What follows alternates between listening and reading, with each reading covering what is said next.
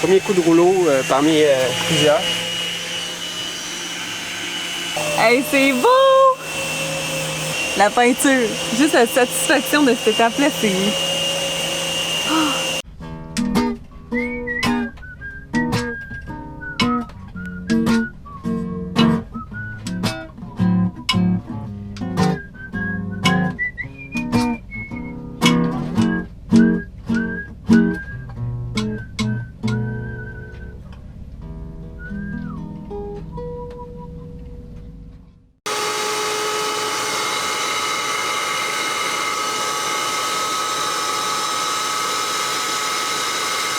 Pendant 3 jours, Éloi a fait sécher la quille par un procédé de vacuum, grâce à du papier bulle, une shop vac puis du tape. Un procédé qui semble quand même bien fonctionner. En fait, vous nous avez vu dans les précédentes vidéos découvrir cette fente-là qui partait du haut de la quille et qui allait jusqu'en bas. Je vous avouerai que la première fois qu'on a vu ça, ça nous a fait une frousse. Mais après maintes discussions, réflexions et analyses, Éloi s'est aperçu que cette partie-là fendue et remplie de foam n'était qu'un habillage esthétique de la quille et que ça affectait pas sa structure. Fac, on a pris la décision qu'avec un bon séchage en profondeur, des injections d'époxy à profusion, un remplissage du trou qu'on avait creusé et plusieurs couches de fibres de verre, on serait bon pour passer à autre chose.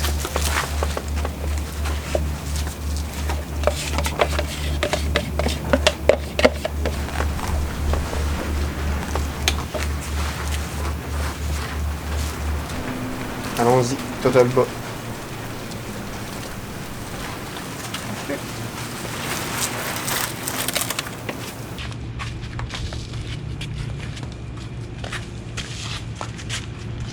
Comme ça. Je vais te laisser appliquer le haut pour pas moi aller toucher le truc de bois.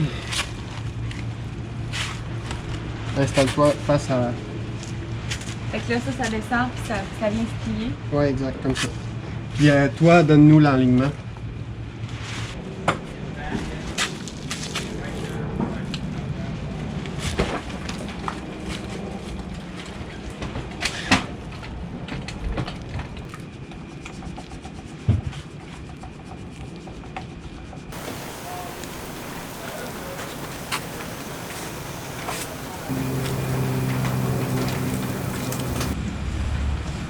Ça va lui faire un bon bumper. Tu sais, ce coin-là, là, pour qu'il éclate, là, il va falloir que ce soit un choc assez... ça va prendre un drôle d'événement pour que ça éclate. Qu'est-ce que ça veut dire que la patch de la quille soit faite? C'est ça veut dire que on a terminé les travaux de fibre à l'extérieur du bateau. Wouhou! Et ben, tu sais, terminé. C'est loin d'être fini. Faut tout sabler pour faire le fairing après. Come on, Éloi! Come on! Style d'enthousiasme, genre, c'est malade, là! Okay. C'est bouché! Ok, ce qu'on a fait, c'est à l'extérieur du bateau, on a appliqué les mattes de fibre. Ça, c'est fini. Hey, moi, je trouve ça vraiment cool! Non, mais c'est vrai que c'est tout pareil. Fait que ça veut dire que maintenant, tout ce qui reste à faire, c'est de la finition. C'est de s'assurer que tout est joli avec la sableuse. On va pouvoir peinturer après. Toutes les étapes excitantes s'en viennent. Hey, j'ai hâte qu'on peinture, Tellement hâte qu'on peinture. Il va être beau! Ça va être beau, mon pote! Il est plein de... tout ça, là.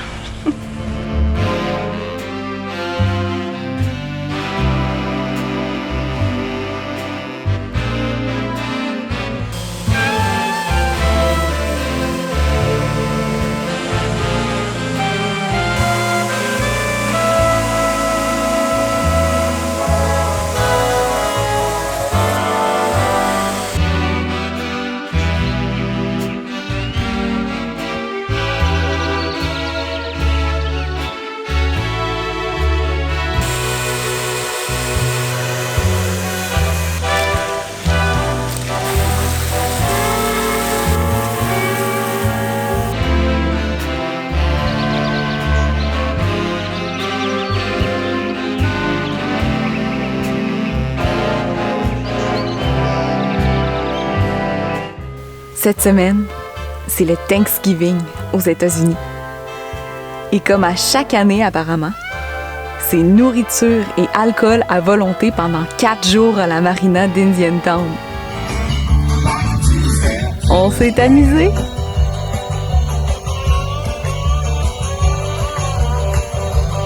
Mais quand même pas tant non plus, parce que chaque jour compte ici, puis on est juste impatient de retourner naviguer.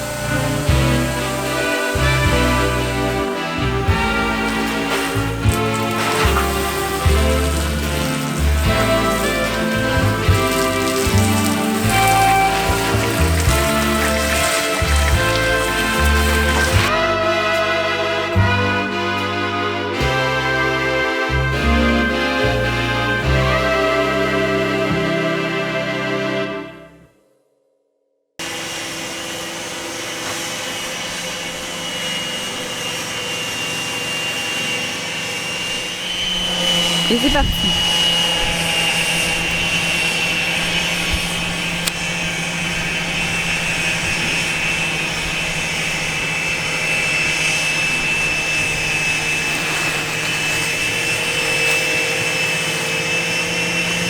Peux-tu expliquer c'est quoi la tricks pour faire la ligne la plus droite possible? La trick, c'est que c'est pas facile de faire une ligne vraiment parfaite. Mais le plus long tes morceaux de tape sont, le plus facile c'est pour faire des lignes droites. C'était un gars qui travaillait au chantier en fait qui nous avait donné ce truc-là parce que ce que ça fait, c'est plus tu fais tes strips longues, moins tu as de chance d'avoir de coches dans ton tape puis d'avoir des espèces de petites démarcations pointues sur ta ligne d'eau. C'est un bon truc, je trouve. On savait pas. Maintenant que la ligne d'eau est faite, on est prêt pour l'acétone. Puis après ça, on va pouvoir faire notre première couche. On commence.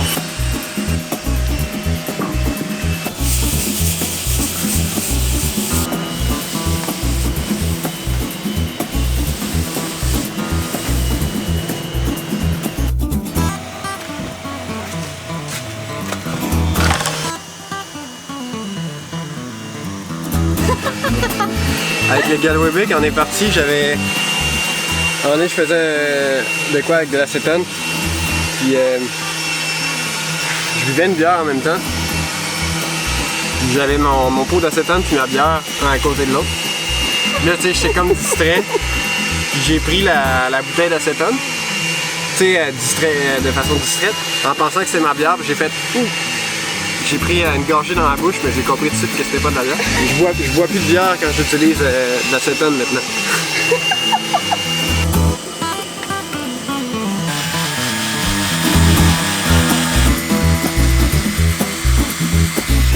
Premier coup de rouleau parmi plusieurs.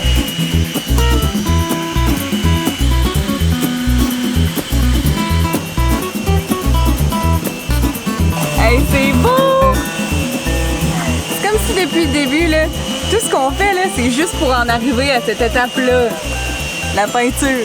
Juste la satisfaction de cette étape-là, c'est... Juste un coup de rouleau, puis tout à coup, tout disparaît. C'est pas nostalgique de le voir. Non. Je suis content de ce que ça donne comme shape. Je trouve que ça paraît à l'œil, ça paraît vraiment pas du tout, là, la réparation. C'est vrai que ça paraît pas.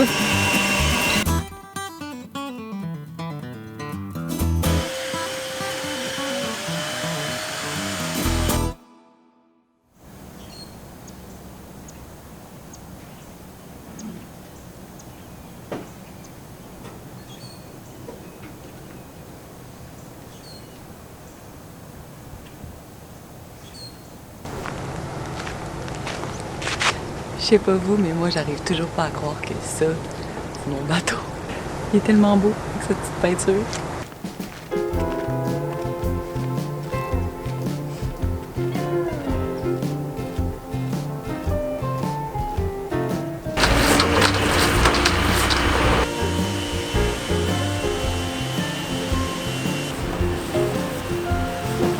La peinture.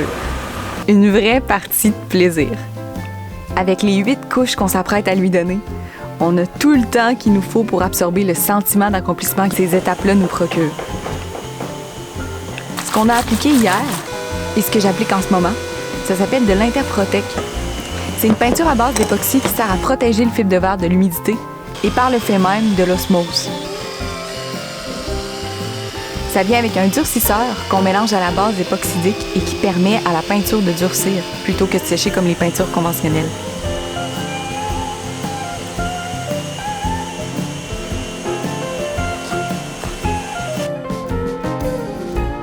Ensuite, anti-fouling. On a pris la marque la moins chère. On commence par une couche de noir et ensuite on va faire 3 couches d'une autre couleur. Et grâce à ça, on va pouvoir savoir par la couleur de notre anti-fouling à quel moment il va falloir qu'on ressorte le bateau pour faire des nouvelles couches. Pratique quand même.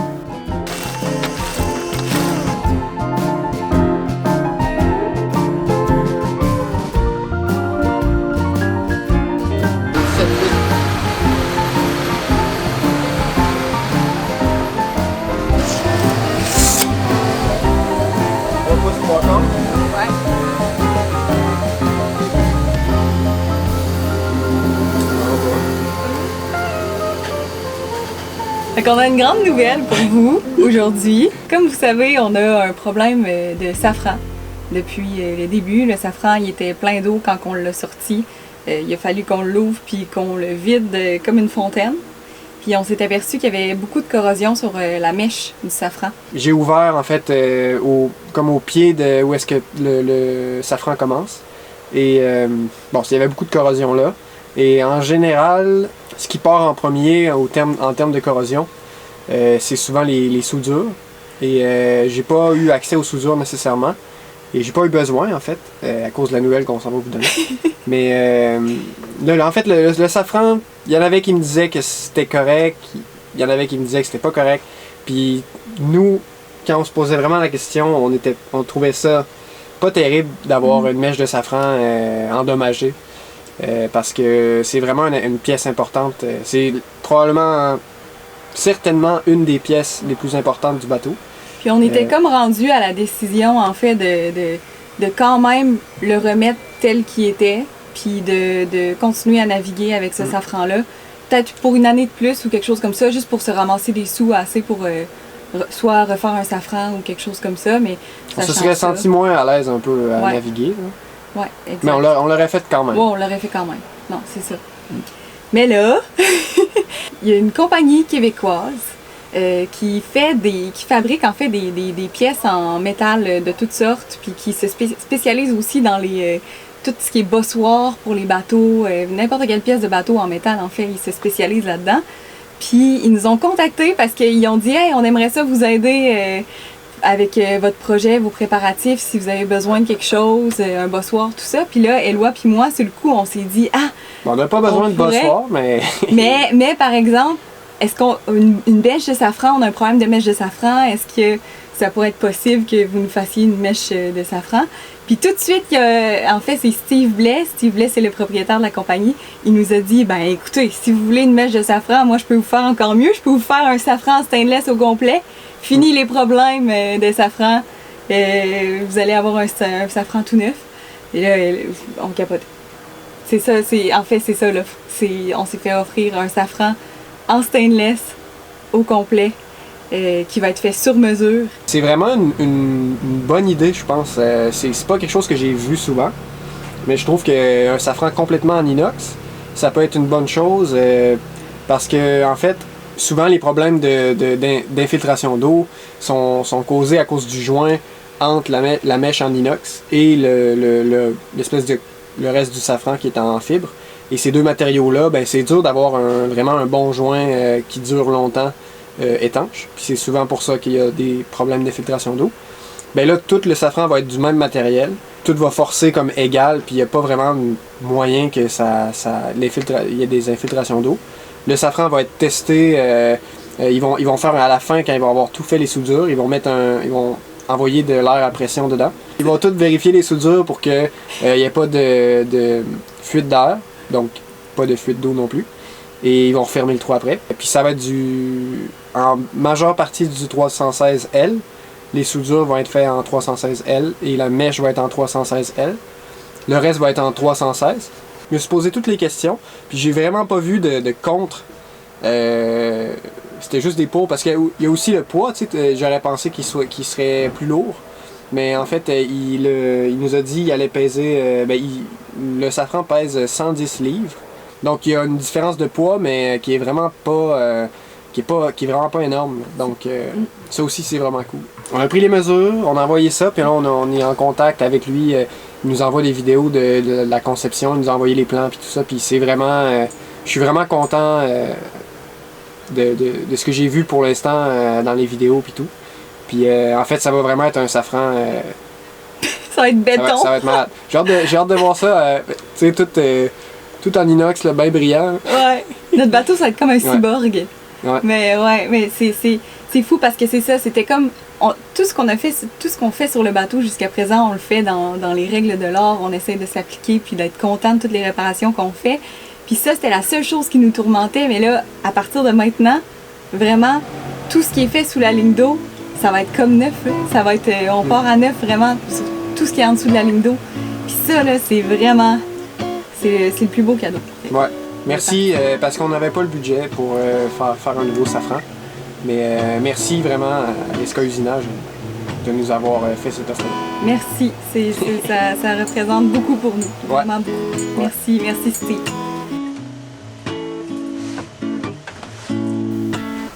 Dans le prochain épisode, Je suis vraiment contente du résultat de la peinture. on vous montre le résultat final de l'anti-fouling sur la coque. On sent l'hiver qui approche accompagné d'un grand coup de froid C'est l'heure d'affronter le froid. et on se met en mode sprint final avant la mise à l'eau du voilier. Merci à vous tous d'avoir écouté notre vidéo. Si ça vous a plu, n'hésitez pas à mettre un j'aime ou à vous abonner à notre chaîne. C'est une façon super simple de nous encourager. Sinon, on tient à remercier du fond du cœur tous nos contributeurs Patreon qui nous encouragent à toutes les semaines. Vous faites une énorme différence dans ces temps de chantier, mais aussi pour la suite de nos aventures qui arrivent à grands pas. Merci aussi à Brian Landry, Marion Elie et Léo Gire, François B, Erwan André, Adventurers Tale, Grégory Janisowski, François Dor et Olivier Gonnet qui sont nos nouveaux contributeurs Patreon. Bienvenue parmi nous. Et finalement, encore 1000 merci à Esca Usinage qui nous offre la paix d'esprit avec un nouveau safran en stainless fait sur mesure. À bientôt tout le monde.